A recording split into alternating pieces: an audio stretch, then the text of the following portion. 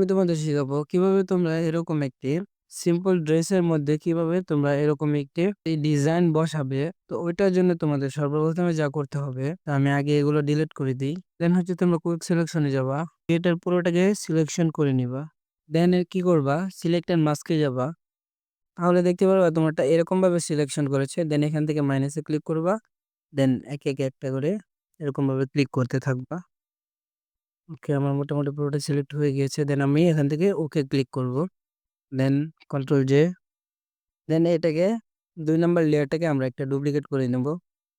দেন এখান থেকে যাব ফিল্টারে, ব্লার, গসিয়ান ব্লার। এটাকে আমরা 5% রাখবো। দেন ওকে। দেন আমরা কি করব, এটাকে কন্ট্রোল শিফট এস দিয়ে সেভ করে নিব। Dress mockup. ওকে, সেভ করে আমরা কি করব, এটাকে ডিলিট করে দিব। তারপর হচ্ছে আমরা আমাদের ডিজাইনটাকে প্লেস করব এখানে। ওই যে আমাদের ডিজাইনটি, এটাকে আমরা কি করব, ক্রিয়েট এ ক্লিপিং মাস্ক করে দেব। দেন আমরা কি করব, এটাকে সিলেক্ট করে আমরা যাব ফিল্টারে, ডিসটর্ট, দেন ডিসপ্লে, দেন ওকে। দেন হচ্ছে আমাদের যে ড্রেস মকআপ যেটা ছিল ওটাকে আমরা ওপেন করে দেব।